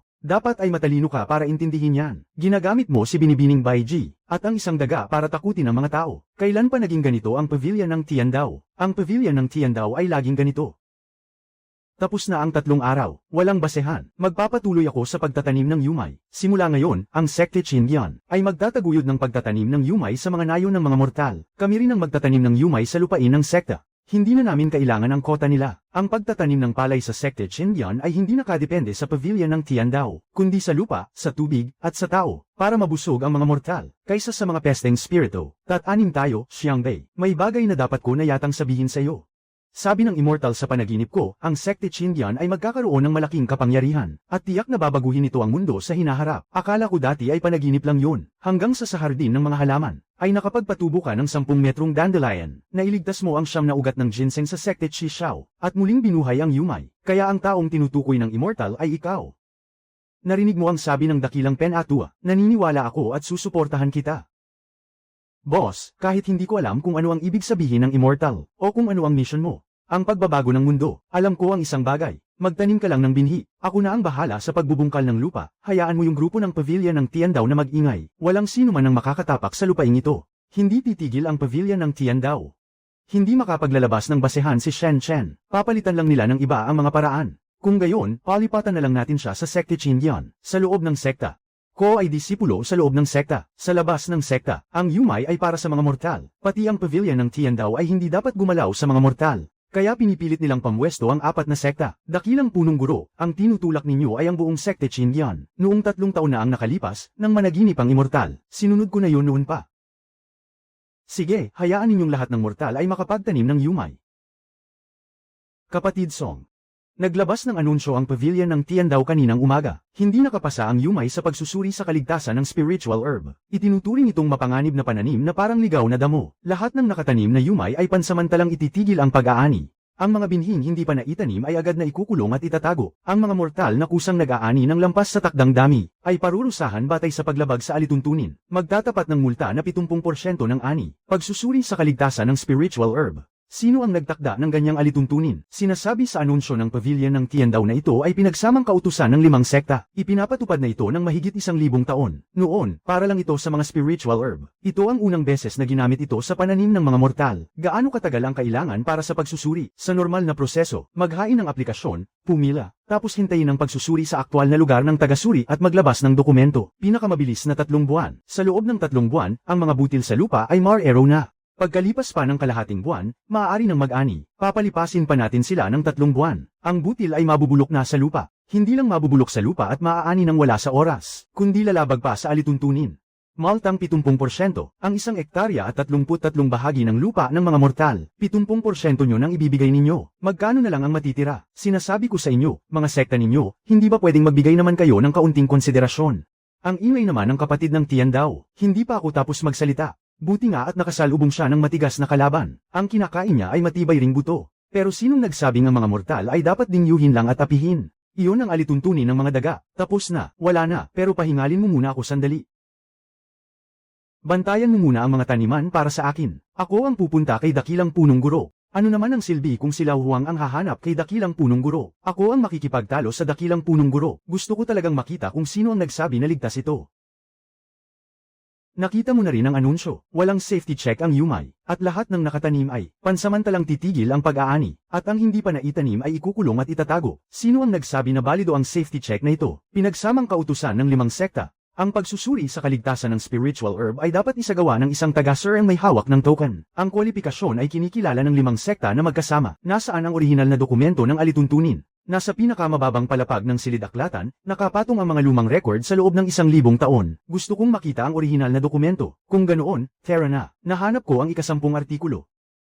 Ang pagsusuri sa safety ng espiritual na halaga ay dapat isagawa ng isang taga-sur ang may hawak ng token. Ang kwalifikasyon ng taga-sur ang may hawak ng token ay kinikilala ng 5 sekta na magkasama. Hindi ito maaaring ipasya ng iisang sekta o institusyon lamang. Ang pinagsamang pagkilala ng 5 sekta ay hindi pag-aari ng nag-iisang pavilion ng Tiandao. Nang ipatupad ang alituntuning ito noon, layunin itong pigilan ng isang panig na maging makapangyarihan. Pero sa mahigit 1,000 taon ng pagpapatupad, ang bilang ng mga taga-suri ay hawak na ng pavilion ng Tiandao. Bihira nang may pumapasok sa pagsusulit mula sa 4 na iba pang sekta. Kahit may pumasok, wala rin itong silbi. Nasa kamay ng pavilion ng Tiandao ang institusyong nagtatasa. Ako ang kukuha ng pagsusulit. Alam mo ba kung ilang taon nang walang kumukuha ng pagsusulit para maging taga-suri? 240 taon nang walang kumukuha. Si Song ay nakapaghanda na ng 3 araw bago pa man, at saka lang siya mangangahas pumasok sa exam hall. Ang lakas ng loob ni Shen na ito, mas maasim pa ang asin na nakain mo kaysa sa exam na ipinaubaya sa amin ng boss. Pangako, gagawan ka ng boss ko ng magandang itsura. Madali lang ang pag-uuri ng mga espiritong tanim. Perfect score sa klasifikasyon ng espiritong damo. Mas detalyado pa ang pathology ng pananim kaysa sa teaching materials ng sekte Chishao. Ang huling praktikal na tanong sa pagtukoy ng lupa. Hindi pa nailalabas ang mga datos ng obserbasyon na ito. Siya mismo ang nakatuklas ng likidong ito sa obserbasyon. May naisulat na siyang handbook para sa pagtukoy. Walang kahit isang salita ang mali sa format. Lubos na tumutugma ang mga pahayag sa mga halimbawa at template. Binabati kita, Song Xiangbei. Simula sa sandaling ito, ikaw ang opisyal na kinikilalang master ng pagkilala sa badge ng 5 na sekta. Binabati kita, host, nakuha mo na ang titulong master ng pagkilala sa badge. Panimulang karanasan sa pagsasaka, 500 puntos ang dagdag, natitirang puntos, 5,700. Hindi nakapagtataka na boss ko ito, ang galing mo talaga. Nakuha ko na ang kwalifikasyon ko bilang tagapagpatunay na sugo ni Shen. Ayon sa Artikulo 10, ang master ng pagkilala sa badge ay may karapatang maglabas ng sertipiko ng kaligtasan para sa mga pananim at halamang nasa sakop niya, at magbigay ng dokumento ng pagkilala. Tama nga ang nakasulat sa Artikulo 10, Ginoong Song, pero may isang bagay kang maaaring hindi napansin. Sa Artikulo 10, ang master ng pagkilala sa badge ay hindi maaaring mag-issue ng sertipiko para sa sarili niyang uri, o para sa uri na direktang konektado sa sekta niya, at maglabas ng dokumento ng pagkilala, kapag may banggaan ng interes. Walang bisa ang dokumento. Tama, nabasa ko rin ang Artikulo 10, kaya nag-apply ako na ibang master ng pagkilala ang siyang gumawa nito. Sa 5 na sekta, 6 lang ang master ng pagkilala sa badge. 4 ay nasa pavilion ng Tiandao. Isa ay nasa Sekte Wanhuan, at ang isa pa ay ikaw. Ang master ng Sekte Wanhuan na yon ay matagal nang pumanaw na. Ibig sabihin, bukod sa iyo at sa pavilion ng Tiandao, wala nang ikatlong master ng pagkilala sa badge. Tama ang sinabi ng Sugu Shen. Noon, 6 talaga ang master ng pagkilala sa badge ng 5 na sekta. Ngayon, 7 na. Si Baiji ng Sekte Wanhuan, kahapon ng hapon, pumasa siya sa pagsusuri para sa master ng pagkilala sa badge. Kaya agad tinipon ng dakilang Pen-Atua ang mga kinatawan ng 4 na sekta para sa isang magdamag na pagsusuri. Kompleto na ang lahat ng papeles, bisa ang kwalifikasyon. Kahapon ng hapon yun pinag-exam. Ako mismo ang nagbantay sa pagsusuri, kasama ang matandang Buddha, taga-sekta Fanghuan siya. Hindi man kasing galing ng kay kaibigang Song ang resulta niya, pero pasado siya sa lahat ng 5 bahagi. Kompleto na ang lahat ng papeles. Epektibo agad ang kwalifikasyon. Ako ay taga-sekte Wanhuan, si Yumai ay sa sekte Qindian, walang banggaan ng interes. Hindi na angkop ang artikulo 10, ako ang gagawa ng sertipikasyong ito. Walang mapupunang butas ang proseso, Ginoong Song, talagang ang kahanga-hanga si Binibini Baiji. Sumusunod lang ako sa mga patakaran, malinaw na malinaw ang nakasaad sa mga patakaran ng pavilion ng Tiandao. Ang dokumentong ito, kinikilala ng pavilion ng Tiandao, at pwedeng ipamahagi ang Yumai. Kaninang pinag-iisipan ko pa, kaya di ako makapagsalita, halos mapatid na nga ang mga kuko ko sa kagat. Binibini Baiji, kailan po kayo nag-exam bilang master ng pagkilala sa badge? Bakit hindi nyo man lang sinabi sa akin ng mas maaga? 3 araw na ang nakaraan, nang pumunta si Xiangbei para hanapin ang dakilang Pen-Atua. Dumaan muna siya sa silid-aklatan ng Sekte Wanhuan. Binalika niya ang mga patakaran mula simula hanggang dulo. Kinopya niya ang artikulo 10 para sa akin. Tapos nilagyan niya ng bilog sa ibabaw. Saka sinabi niyang kayo naman ang bahala. Kaya matagal mo nang alam na gagamitin ni Shen Shen ang banggaan ng interes para harangin ka. Hindi ko alam kung gagawin niya. Pero kung isang tao ang humawak ng sertipiko, marami ng kalamangan. Ha, Shen Shen? Kailangan mong doblehin ang pag-iingat. Song Xiangbei, heto na naman si Zhao Chen. Ang saya siguro kung pwede kitang lagyan ng isang patibong. Lao Huang, hindi masama ang laki ng Yumai mo. Immortal na guro, itong binhi ng trigo ay itinuro sa amin ni Song Xiangbei. Iyong may formal na sertipikasyon. Iyong pasado. Ang pasado ay nangangahulugang ito ay binhi. Ang pasado ay hindi ibig sabihin na pwede ninyong gamitin ang spiritual na enerhiya ng libre. Ika-10 artikulo ng tuntunin sa pamamahala ng spiritual na yaman. Lahat ng mga bagay na tumutubo gamit ang likas na spiritual na enerhiya ng langit at lupa. Kailangang magbayad ng bayad sa paggamit ng spiritual na enerhiya ayon sa porsyento ng ani. Ang itinatanim namin ay sariling lupa namin.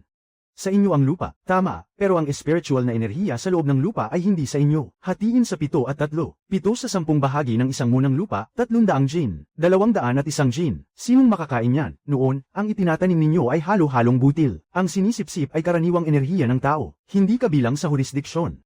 Ang pagtatanim ng Yumai ay ayon sa piraso ang buwis. Kung magtatanim o hindi, kayo ang bahala. Oo nga pala, Song Xiangbei, nung tinuruan mo sila magtanim ng Yumai. Binanggit mo ba ang bayad sa paggamit ng spiritual na enerhiya? Mukhang hindi. Hindi ba parang niloloko ninyo sila niyan? Ang liliit ng loob ni Zhao Chen, kaya lang niya magtago ng sama ng loob. Nagpapaalila siya sa aso ng pavilion ng Tiandao, tapos bumalik para mang-agit ng tao. Totoo ang binanggit na tuntunin ni Zhao Chen. Iyon ay umiral na ng mahigit 1,000 taon, pero hindi pa yun nagamit sa anumang likha ng mga mortal. May eksepsyon ba ang tuntuning ito? May prinsipyo ang probisyong ito na nakasa sa ibabaw. Ang mga pangunahing pananim na kailangan ng mortal para mabuhay, ay hindi sakop ng singilan. Kaya ang susi ay kung ang Yumai ay itinuturing na pangunahing pananim. Hindi na yun pwedeng basta sabihin ni Zhao Chen at ng mga kasama niya. Ito ang datos ng bigas ng ilang nayon. Bago itanim ang Yumai, ang ani ng halo-halong butil ay wala pang 80 jin kada mo. Pagkatapos itanim ay 348 jin kada mo. Sa unang pagkakataon, nagkaroon ng sobrang ani. Inayos ko ang mga ito bilang formal na dokumento, gamit ang format ng pagtatala ng Sekte Wanhuan. Hindi makakahanap ng butas ang pulong. Ang aplikasyon para sa pagpapatunay ay kailangang isumite sa pulong ng 5 sekta. Hindi sapat ang lakas ni Qindian at ng sariling sekta. Hindi na kailangan akong hanapin, nakita ko na lahat. Kinilala ng Sekte Qishao na ang Yumai ay pangunahing pagkain ng mga mortal. Ang Sekte Qindian ay kailangang magsumite sa pulong ng mga lider. At ang pakikipag-ugnayan ng Sekte Qishao at ni Punong Lu ay bagay na bagay. Hindi lang bagay na bagay. 3 nayon sa paanan ng aming bundok ang nakaluhod sa bundok. Nagtatanong sa tarangkahan kung papayagan pa bang magtanim ng Yumai. Talaga bang kailangan pa nilang magbayad ng espiritual na buwis? Pagkalipas ng 5 araw, magsasagawa kami ng pulong. Ang paksa ngayon ay ang pinagsamang kahilingan ng Sekte Qindian at Sekte Qishao, na kilalay ng pangunahing pagkain ng mga mortal ang Yumai, at palayain ito sa bayad sa paggamit ng spiritual na enerhiya. Malinaw ang palagay ng pavilion ng Tiandao. Ang Yumai ay isang espiritual na pananim, hindi ayon sa definisyon ng pangunahing pananim. Hindi naman ibig sabihin ng pavilion ng Tiandao na hindi pwedeng magtanim ng yumay ang mga mortal, kundi sisingilin lamang ito ayon sa nakasaad. Pwede ring pumili ang mga mortal na magtanim ng halo-halong butil. Ang ani ng halo-halong butil ay hindi aabot sa 80 gin kada mo, at pagtaglamig ay mauubusan sila ng pagkain. Kakapit na lang sila sa damo sa gilid ng kalsada. Iyan ang tinatawag na malayang pagpili. Naaawa si Punong Lo sa mga mortal. Nauunawaan yon ng pavilion ng Tiandao. Pero ang pagkuha ng spiritual na enerhiya ng isang espiritual na pananim ay katotohanan, na itatag na ang tuntuning ito sa loob ng 1,000 taon. Hindi pwedeng sirain ang kaayusan. Personal na sinuri ito ng mga disipulo sa aktwal na lugar. Mas mataas ng 3 ulit ang konsentrasyon ng spiritual na enerhiya sa paligid ng ugat ng yumay. Kaya ayon sa tuntunin, dapat magbayad ng buwis. Gusto ko talagang sapakin ang mukhang yan. Noong taon na yon, bakit hindi nila siya nailibing ng tuluyan? Sinabi ni Zhao Jishi na tingnan ang datos mula sa pananaw ng mamimili. May isa rin akong pananim na trigo dito. Sa taglamig, nauubos ang pagkain. Ang yumay sa 4 na nayon ay hindi nagutom ang tiyan ng sinuman ngayong taon. Kay Zhao Jishi iyon. Ang datos ng mamimili ay ang densidad ng espiritu. Ang datos ng mamimili ko ay kung kaya bang mabuhay ang mga ordinaryong tao. Malinaw na nakasulat sa mga tuntunin ng prinsipyo ng pinakamataas na antas. Ang pangunahing pagsasaka para sa ikabubuhay ng mga ordinaryong tao, hindi kasama sa saklaw ng pagsingil. Tinuturing ba ang mga halamang pananim bilang pangunahing pagsasaka? Hindi naman tinitingnan kung may espiritu o wala. Ang tinitingnan ay kung kaya nitong magbigay buhay sa tao. Hindi yon ang mahalaga, kundi ito. Nakakaantig ang datos ni kasamang song, pero ang orihinal na tuntunin ay para sa pangangailangang mapanatili ang buhay. Mahigit 300 gin ang ani ng yumay bawat mo. Paano aayusin ang natitirang butil na hindi na kayang ubusin ng isang sambahayan? Tumpak ang pagtama ni Shen Chen sa pagkakataong ito. Ang tanong ay mula ba sa kaya o hindi kayang kainin? Paglipat pa lang, paano kung hindi na maubos sa pagkain? Ayon sa patunay, ang karaniwang natitirang butil ng bawat sambahayan ay 8-6 na gin. Lahat ng iyon ay para sa palitan ng mga bagay at pagpapabuti ng buhay. Walang kahit isang gin na pwedeng ipalit sa pera. Kung 3 manok ang katumbas, tinatawag na itong pananim na pangkabuhayan. Kung ganoon, ang lahat ng ginagawa nila ay para lang sa ekonomiya. Hindi nagbabago ang sekte Chisao. Ang yumay ay pagkain lang para sa mga ordinaryong tao. Pero gusto pa nilang singilin ako ng espiritong bayad ng 3 nayon sa kabundukan. Ako na mismo ang maglalabas mula sa pribado kong imbakan. Kinikilala ito ng sekte Baihai. Pero ang yumay bilang pangunahing pananim ng mga ordinaryong tao. Kinikilala ito ng sekte Wanhuan bilang maaaring pag-usapan muli. Kinikilala ito ng sekte Kangwu bilang maaaring pag-usapan muli ng 5 sekta. Kinikilala ito ng pulong ng 4 na sekta. Ang pavilion ng Tiandao ang magbibigay ng marangal na hatol. Itinuturing ang yumay bilang pangunahing pagkain ng masa. Malaking bawas at libreng singil sa paggamit ng espiritu. Pero para lamang ito sa kasalukuyang uri. Kapag may naging lahi na pinalaki o nabago, kailangan itong muling kilalanin. Pwede. Napakalusot mo na naman, nakalusot ka sa isa pang trahedya. Sa susunod, hindi na magiging ganoon kadali. Gamitin ko ang tuntunin para gipitin siya. 3 araw lang siyang kumuha ng pagsusulit para maging tagasuri, at nadagdagan pa ng isang baiji. Sa bawat pakilos ko, lagi siyang nakakalusot at nagiging swerte. Anong klaseng swerte ba yan? Hindi madaling kalabanin ng taong ito na si Song Xiangbei na kinatawan ng Shen. Mas tuso pa siya kaysa sa iba. Bawat galaw mo, nauna niyang nahaharang ang butas. Alam kong kaya pa niyang makapasa sa pagsusulit para sa sertipikasyon ng 5 sekta sa loob ng 3 araw. Talagang ang dulas niya. May ideya nga ang tagapagsilbi ni Shen. Hindi na ako makikipaglaro sa kanya ayon sa mga patakaran. Lahat ng plate ni Song Xiangbei ay nasa yumay. Ang lahat ng kanal at mga tarangkahan sa itaas ng daluyan ay sakop ng pamamahala ng pavilion ng Tiandao. Ang karapatang gumamit ng tubig ay nasa ilalim ng aming pangangasiwa. Ang kasulatan ang siyang ebidensya. Walang labag sa mga tuntunin sa puti at itim na sulat. Ang ibig mong sabihin, isasara na ang tarangkahan. At hindi na basta pag-uusapan ng mga tuntunin, kundi puputulan na ang daloy ng tubig. Putol ang patubig ng 3 araw. Babagsak ng 5 araw ang ani. Kalahati ang mamamatay. Ang karapatan sa tubig ng daluyan ay ipapasa sa pamamahala ng pavilion ng Tiandao. Hindi pa yun nagagalaw ng mahigit 1,000 taon. Kapag magdadagdag ng tubig, kailangan ding magbayad ng bayarin sa tubig. Sinisingil ayon sa mo ang 70%. Kapag hindi makabayad, puputulan ng tubig. Hindi lumalabag sa alituntunin, hindi rin lampas sa autoridad. Matalino nga si Shen na tagapagsalita. Kahit baliktaran pa ni Song Xiangbei ang mga tuntunin, hindi niya rin mabubutas ang lusot sa karapatan sa tubig ng daluyan. Ang inaalala ko ay hindi mismo ang yumay. Kayang mabusog ng yumay ang mga ordinaryong tao. Hindi na kailangang umasa ang mga ordinaryong tao sa pavilion ng Tiandao. Nandyan po kayo, Ginoong Shen. Hindi mawawala sa pavilion ng Tiandao ang kontrol. Mukhang nauubusan na ng tubig ang matanda. Ay, pupunta ako sa itaas para tingnan kung anong nangyari. Pamayan ng pawang mga mortal. Ang karapatang maghatid ng tubig ng kanal ay ibinabalik sa ilalim ng pamamahala ng pavilion ng Tiandao. Gamitin ang tubig ng kanal sa pagdidilig. Kunin ang bayad sa tubig ayon sa lawak ng lupa. 7 bahagi ng ani sa bawat mo. Bakit ganyan? Sa pagdidilig na yugto, Kailangang mabasa ng lubusan ang yumay nang hindi bababa sa isang beses sa isang araw. Kung 3 araw hindi madiligan, titigil ito sa paglago ng 5 araw. Hindi pa nga nito nababanat ang tangkay, nagpaputi na agad. Sa ibabaw, 3 talampakan na ang tuyong-tuyo. Pagsapit ng 3 araw pa, pati ugat, mamamatay na. Malaki ang ibababa ng ani ngayong season. Ganap ng pinutol ni Guro Song ang supply ng tubig ng kanal. Ang itaas na dam ay nakadikit mismo sa pavilion ng Tiandao. Isang pirasong papel na utos lang, 7 bahagi ng ani sa bawat mo. Hindi namin kaya ang ganito. Maaga pa lang, naghukay na ako ng butas na 3 talampakan ang lalim. Saka lang may kaunting tubig sa dulo ng hukay. Hindi pa aabot ng ilang araw. Guro Song, ito na ang huling sisidlan ng aming pamilya. Paano ng tubig ang imbakan natin, mag-asawa? Ngayong araw hindi na tayo iinom, ayos lang. Hindi pwedeng mamatay ang punla. Hindi sapat ang sisidlang ito para madiligan ang kahit isang punla, pero sapat na para makainom ka ng isang araw. Ikaw ang uminom, ako ang bahala sa paghahanap ng tubig. Ang tubig na nakamkam ni Boss Shen Shen ay nasa ibabaw lang ng lupa. Hindi niya masasakop ang tubig sa ilalim ng lupa. Ako na ang bababa para maghanap. Pero hindi basta-basta meron sa bawat lugar ang ilalim ng ilog. Kung hindi umuulan sa langit, at walang kanal sa lupa, hindi kaya pinapanood lang natin ang yumay na mamatay sa tagtuyot. Magpapalit ba tayo ng isang tainga kapalit ng isang balon? Sa tingin ko, sulit iyon. Ako ang eksperto sa paghahanap gamit ang napakalakas na pakiramdam sa lupa. Bangkilan ang lupa para maghanap ng tubig. Wala nang iba na makakatulong sa iyo maliban sa akin. Bai Ji, noong naghahanap ako, ikaw ang magtala para sa akin. Sa silangan, 4 na zang mula sa tuyong buhangin hanggang sa batong pundasyon. Sa timog, puro batong plataporma. Sa hilaga, maalat na tubig. Hukayin niya ngayon sa kanlurang bahagi.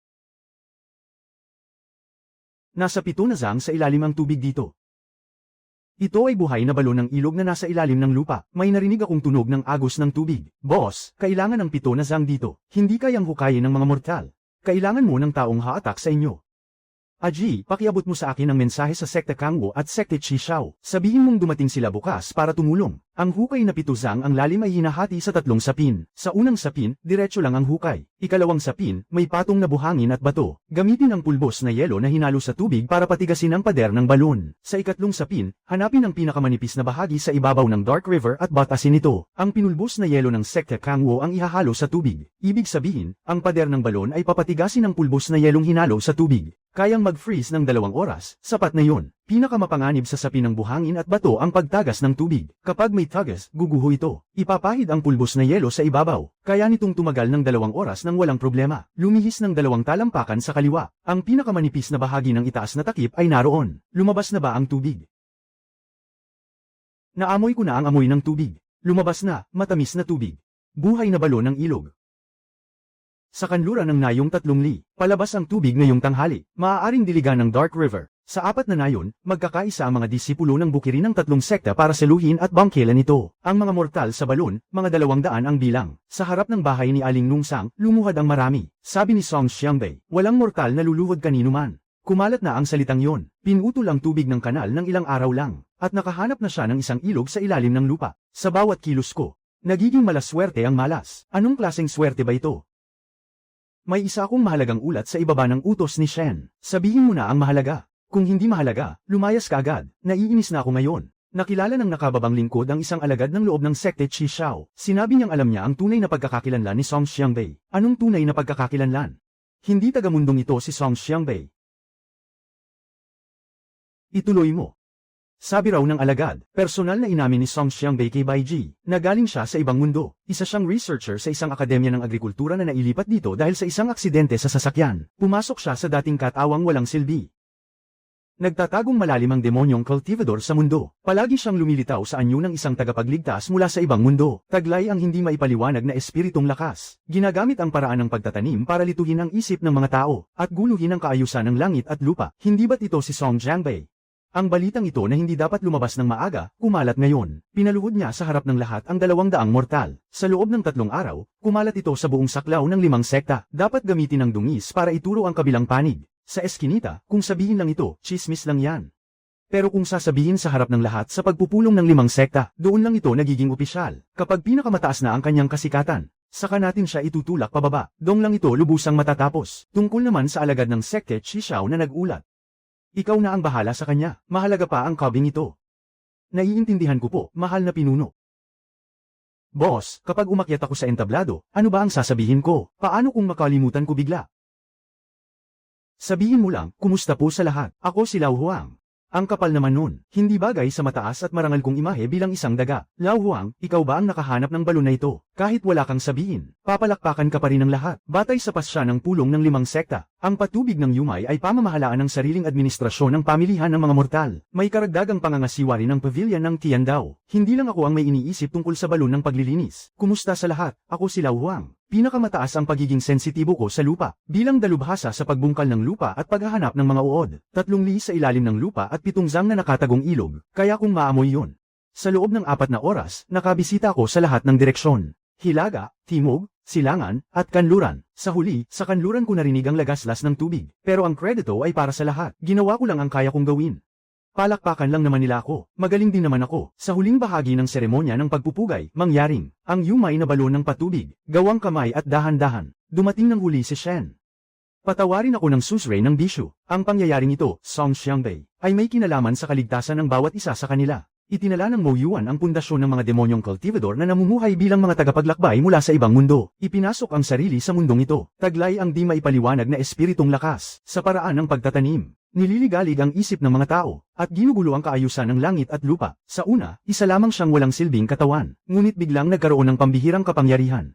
At nakapagtanim ng lahat ng uri ng pananim na wala pa noon. At pati ang pangalawa at pangatlo, lagi niyang sinasabing ang mga mortal ang dapat mauna, para makuha ang loob ng mga tao. 3 buwan na ang nakalipas. Ikaw na may kapansanan sa espiritong ugat ay nakapagtanim pa rin ng samut-saring kakaibang bagay. Iyan ang isa. Noong nasa test field ka, personal mong sinabi kay Bai Ji, na galing ka sa ibang mundo. Iyan ba ang mismong sinabi mo? Ako nga ang nagsabi niyan.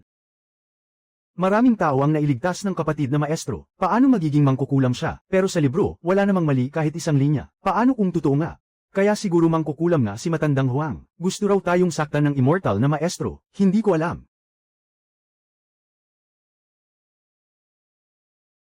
Sa harap ng lahat ng tao at ng lider ng 5 sekta, si Song Xiangbei, tatanungin kita ng 3 bagay. Una, taga saan ka? Ikalawa, ano ang puwersa na nasa katawan mo? Ikatlo, tinutulungan mo ba ang mga mortal para lang busugin sila, o para ilayo sila sa kontrol ng sekta? 3 tanong.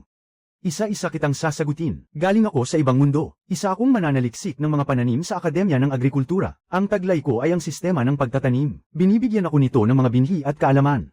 Hindi nito ako binibigyan ng demonyong enerhiya. Maaari ninyong suriin lahat. Walang demonyong enerhiya. Walang kahit anong panginginig ng demonyong lahi sa buong daluyan ng aking katawan. Sinuri na ako ng mga kinatawan ng 4 na sekta. Kailangan pa bang personal na mag-imbestiga ng Sugu Shen? Kaya ring itago ng demonyong enerhiya ang sarili. Isang demonyong mangkukulam mula sa 1,000 taon na ang nakalipas. Napaloko ang 3 leader ng sekta sa kanyang pakiramdam. Matandang Ginoo, 3 buwan na ang nakalipas ibinigay ko sa iyo ang isang binhi ng Yumay. Kinain mo pala yon ng mag-isa. Sabihin mo sa akin, may lason ba ang mangkok ng pansit na yon? Hindi ko kinain. 3 buwan na, wala nang hindi komportable sa katawan ko. Maging ang ubo ng asawa ko ay bumaba na rin. Mangkukulam ba talaga ako o hindi? Kayo na ang humusga.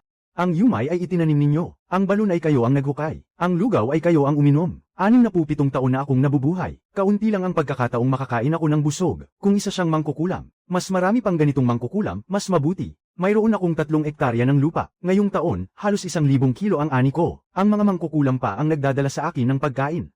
Mga kababayan, ang paraan ng mga mangkukulam ay una munang magpakita ng kabutihan, bago agawin ng puso at isip. Sa tingin ninyo mabait siya ngayon, pero kapag inilabas na niya ang tunay na anyo, huli na ang pagsisisi. Ang pavilion ng Tiandao ay kumikilos lang ayon sa mga tuntunin. Ayon sa mga alituntunin ng 5 sekta, ang sospek na mangkukulam ay dapat ikulong habang inaalam pa ang tungkol sa mga binhi. Bawal sa pavilion ng Tiandao ang sumailalim sa investigasyon. Ang mga pananim na kanyang itinanim ay para iligtas ang mga mortal. Anong klaseng kalokohan ng mangkukulam yan? Pinalilikha niya ng kaguluhan ang puso ng tao gamit ang pagkain pampabusog sa mortal. Kapag pinakain ng mga mortal hanggang mabusog, mangkukulam na siya. Ako ang unang tagapagbantay ng sekte Chishao, Song Xiangbei. Nang buhayin ng publiko ang 3 nawawalang sinaunang nilikha ng sekte Wan Huan, gagamitin ng mga mangkukulam ang muling pagkabuhay ng mga nilikhang ito. Ang yelong lotus ni Guru Hanying ng sekte Kang Wu ay iniligtas ni Song Xiangbei. Ang mga mangkukulam ay makapagliligtas pa ng isang bulaklak na halos walang silbi. Kung ipinagtatanggol na siya ng lahat, hayaang bigyan ka ng pavilion ng Tiandao ng 7 araw. Pumunta ka mismo sa sangay at magulat, at sumailalim sa investigasyon. Kung hindi mapatunayang mangkukulam ka, ang pavilion ng Tiandao ang unang hihingi ng paumanhin sa madla. Song Xiangbei, may 7 araw ka rin ngayon. 7 araw. Pag-isipan mong mabuti kung paano mo pakikiusapan ng Sugu Shen na umatras ng maayos. Gusto ko talagang kamutin ang mukha niya gamit ang kuko ko. Hindi lang isa, sabay-sabay pa. Pagkatapos ng 7 araw, sabi niya, kung may hinala pa rin ang mga mangkukulam, pwede silang dumulog sa tagapagtanggol. Pupunta ako sa sekte Chisao para magsuri. Ang 4 na sekta sa Biashoy ay naglalahad ng kanikanyang depensa. Maraming salamat sa lahat ng mga pinuno ng sekta. Bukas na ang pagdinig. Naisip mo na ba kung paano mo haharapin ang paratang ni Shen Shen? Hayaang ilabas niya ang ebidensya. Papatunayan kung ako ang demonyong cultivador sa sistemang ito. Hindi ako nagsisinungaling tungkol dyan, pero hindi rin halimaw ang sistema. Kung ganoon, paano kung tanungin niya ang tungkol sa sistema? Anong sitwasyong ito? Hindi ba ikaw lang naman ang nakakakita sa sistema kapag walang tao sa paligid? Ay-ho! Magaling ang gawa mo. Hindi mo kailangang lumuhad. Ikaw na talaga ang taong pinili ko. Ang immortal na nasa panaginip ko 3 taon na ang nakalipas ay siya. Noong 1,000 taon na ang nakalipas, wala pang espiritong magsasaka sa mundong ito. Ang mga karaniwang tao ay nagtatanim at nag-aani para sa kanilang sarili. Ang Yumay at Jeswihei ay pawang mga pananim sa bukirin ng mga mortal. Pagkatapos, nang lumitaw ang daigdig na panginginig, unti-unting hindi na nakapagtanim ng mga pananim ang mga mortal, at naging mga dagdag lamang sila. Ako ang huling kaluluwa ng sinaunang landas ng pagsasaka. Naghintay ako ng 10,000 taon, at sa wakas, dumating ka. Sa mundong yon, nagbungkal ka ng lupa habang buhay. Noong araw ng aksidente sa sasakyan, yakap-yakap mo pa ang mga binhi ng palay. Alam mo ba kung gaano karami ang nalalaman ko? Malapit nang magliwanag ang langit. Pupunta ako sa pagdinig mo.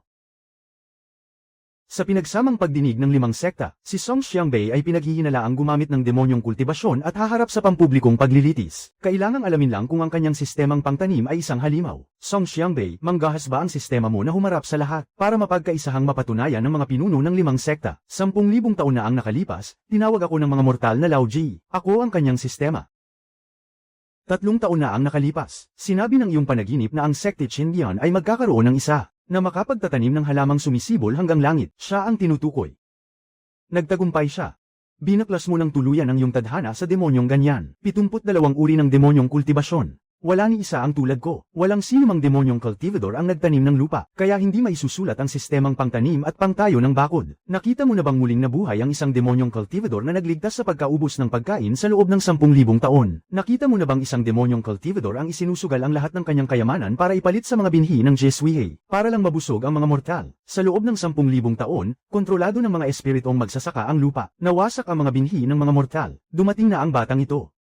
Ibinalik niya ang mga binhi sa mga kamay ng mga mortal. Sabi niya, walang sino man ang may karapatang yuyurak sa mga mortal. Tanungin mo siya kung bakit niya tinutulungan ang mga mortal. Dahil siya ang tao ng lupang sinasaka. Ang mga taong nasa bukid ay hindi kayang panoorin na may nagugutom. Mula ngayon, ang mga binhi ng Yumay ay ipamamahagi ng libre sa lahat ng mortal sa 5 sekta. Walang sino man ang maaaring hamarang sa anumang dahilan. Ikaw ay isang katawang tao ng sinaunang landas ng pagsasaka. Wala na akong masabi. Hindi may kukumpara ang Tiandao Pavilion sa harap ng sinaunang landas ng pagsasaka. May isa pang bagay. Ang karapatan sa patubig ay ibibigay sa mga mortal. Sino sa nayo ng tatutol? Pumapayag ang sekte Qindian. Pumapayag ang sekte Chisao. Pumapayag ang sekte Biashoy. Pumapayag ang sekte Wanhuan. Pumapayag ang sekte Kangwo. Pumapayag ang Tiandao Pavilion. Ang natitirang kaluluwa ay tumagal ng 10,000 taon. Hanggang ngayon, ubos na ang lakas. Natapos ko na ang aking tungkulin. Ang naipon mong karanasan ay sapat na para sa isang beses na paglipat sa kabilang mundo. Maaari ka nang bumalik sa iyong dating mundo. Gusto mo bang bumalik? Sa kabila, nag-iisa lang ako. Dito, may lupa at may mga binhi ako. Kung may gustong makipagbungkal sa akin, hindi na ako babalik.